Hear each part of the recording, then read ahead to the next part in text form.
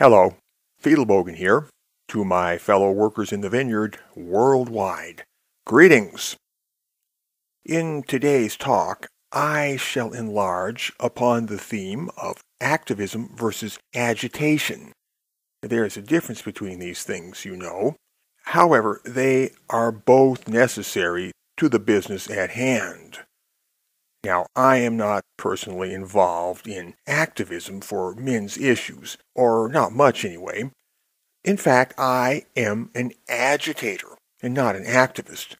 And what I enjoy more than anything else is to attack feminism with words. So what I really care about is rhetoric. Others are doing activism, and I salute them. I tip my hat to them. But this is largely a war of rhetoric, and so it is all about scoring rhetorical points. Therefore, my endeavor is to score rhetorical points against feminism. As far as I'm concerned, that's the name of the game, to denounce feminism by the power of words, and to sway hearts and minds accordingly. I refuse to work with feminism, as the feminist would say. That is out of the question, given that I wish to pull apart feminism as a societal construct altogether. I wish to make feminism stop existing, and if I can't do that, I'll settle for doing it as much damage as possible. In that way, I am striking at the root of evil rather than hacking at the branches, and that, to me, sounds like a sensible approach. Very well. A couple of days ago, in a made my day moment, I received the following comments on a certain blog post. Both comments were signed anonymous. Anonymous number 1 said this: "Indeed, feminism started as a war of words. Words were their weapons against us. I remember only too well knowing that their words were lies. Their turgid, dreary books and publications were everywhere. By repetition, women took the feminist message on board unthinkingly. Men were caught in a sea of devil's vomit. The feminists had friends in the mainstream media. They clearly also infiltrated the mainstream media. The BBC is feminist-infested, as are most television stations. But who watches TV nowadays? Only the dumbed down and shallow. I watch Russia Today, which has intelligent commentary. Yes, we were verbally outmaneuvered. Verbal karate. A feminist admitted to these tactics, but the trouble for feminism is, what was once a persistently challenging ideology, albeit a very dishonest one, now looks a lot older and very boring. We have controversy on our side. We also can shock, provoke, and get a message out that has one big advantage over feminism. It is the truth. So keep the war of words up, Fiedelbogen. The pen, keyboard, is mightier than the sword." And anonymous number 2 said this: "I debated a feminist in real life today. Thanks, Fiedelbogen. I won the debate, and even my little brother backed me up. You are right about the non-feminist revolution." Indeed, I am right about the non-feminist revolution. The only way to overthrow feminism is by a revolution. And if I don't miss my guess, this ought to be the non-feminist kind of revolution, as opposed to the feminist kind. Don't you think so? There are plenty of activists out yonder in the world working to modify anti-male laws, to create men's programs, and so on. The ones that work with feminism are worthless.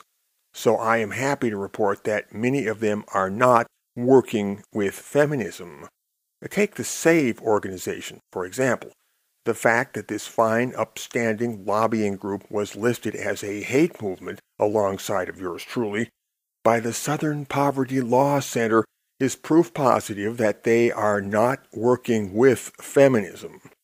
If the feminists were pals with SAVE, then rest assured SAVE would not have gotten onto that watch list. But they are on that list, which means that the FBI and other spooks are monitoring them. And this is happening because de facto feminist authority wants it to be happening. As a thought experiment, what do you reckon would happen if Gloria Steinem got on the phone to Morris Dees of the SPLC and said, "Morris, you know, the SAVE group and that Fiedelbogen guy are okay. They don't belong on the list." What do you reckon would happen? So, yes, feminism is the ruling power in the land, and we all know it. And anybody or anything which challenges the feminist narrative in a significant way will go on to their enemies list. That's right, it's all about the narrative. Feminism proposes to make the feminist narrative the official story of reality, and the story of all of our lives. And the non-feminist revolution proposes to attack and undermine the feminist narrative by every possible means, at every point where it infringes on the lives of non-feminist men and women. And how did SAVE attack or undermine the feminist narrative?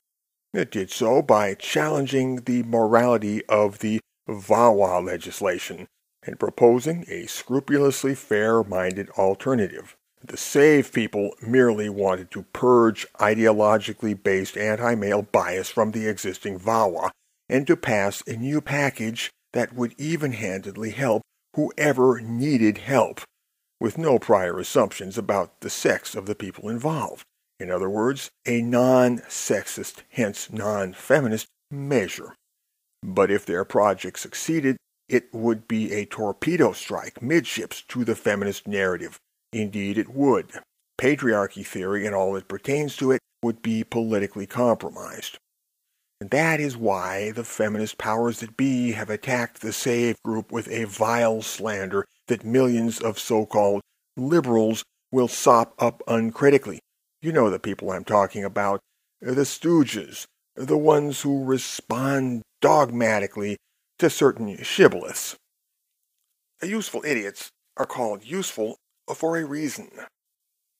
So when the feminists say that such and such group refuses to work with feminism, what they really mean is that said group, one way or another, poses a threat to the feminist narrative, either through not kissing the flag of feminist rhetoric or through activism that would sap the feminist narrative by implication. Now, in time of war, the only way to work with your enemy is under a flag of truce when you are negotiating as a sovereign power.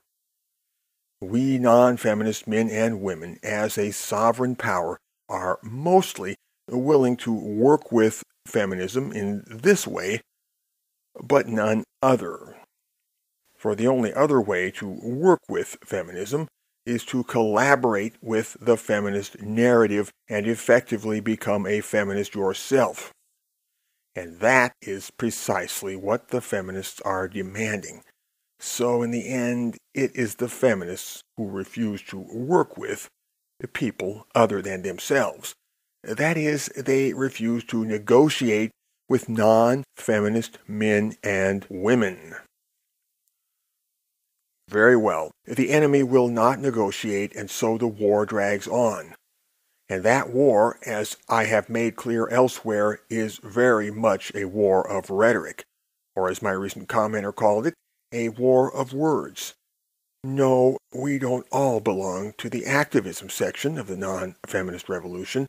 Some of us, me for example, belong to the agitation section. Both sections are needed. Both sections are vital. But here, listen to the following comment on a blog post from several months ago. This commenter signs himself by the name of Alphabet Soup. I'd go a little further and suggest that the agitator is more avant-garde than the activist. He's the flying bombardier to the activist's infantry. Failure to properly agitate results in a continuing buildup of settled bad ideas that become harder and harder to remove as time goes on. The result is that less and less space is available for new ideas, and the culture stops developing, eventually becoming stagnant and rotten. Agitation is necessary to resuspend settled notions and flush out the muck. I don't think it's possible to change a culture until the settled muck has been shaken loose. We haven't yet reached the bottom layer of feminism or smelled its foulest odors, so, to my mind at least, the agitator's role is of primary importance.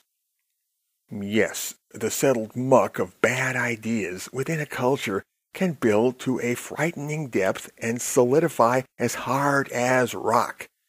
And so it becomes as hard as rock to blast it loose again. And the worst of it is that those calcified layers become the only intellectual raw material available to us, the only stuff by which or through which we are able to process reality in the first place. And so the muck of bad ideas defines the limit of what we are able to cognize or imagine. It becomes the proverbial box which we cannot think outside of. In the present case, we must fight our way clear from this sea of devil's vomit called the feminist narrative. We must break free by sheer will and sheer force, and we cannot make use of ideology which the said narrative furnishes, for that would only pull us deeper and deeper into the hermeneutical sinkhole of the narrative itself. In order to reason independently of feminism, we must, reason independently of it. It is precisely that simple. And in order to reason independently, we non-feminist men and women must plant our feet upon our own ground and, having done so, work to enlarge that epistemological standpoint more and more. Now, in order to stand our ground, we must have that ground in the first place. And in order to have that ground, we must claim it. But the initial act of claiming our ground can only be an elemental power gesture, an actus rapiendi, a sovereign usurpation, a pure and simple taking. Happily for us, however, this taking turns out to be a taking back of what was originally thefted from us. Yes, we are quite honorably reclaiming our stolen property. How to do this, you ask? Just do it. That's how. Chiefly, this doing will consist of mustering forces against our enemy, all manner of forces, mostly social, intellectual, and spiritual. But the nature of this is revolutionary, because, after all, that is what revolutions do. They just do it, and they do not bother to seek permission. Please, sir, may I have permission to overthrow you? No, thank you very much, but that is not how revolutions roll. Thus, to simplify the discussion, if an aggressor uses arrogant presumption, then all parties to the conflict are likewise licensed to use arrogant presumption. And mark well, this includes arrogant presumption about who is or is not the aggressor. Do you catch my drift? All right, so go forth and agitate. Fight the war of rhetoric and use verbal jujitsu if it suits you. The aggressor has done this for years, and does it still. Do you intend to be their punk forever? I didn't think so. Fiedelbogen. Out.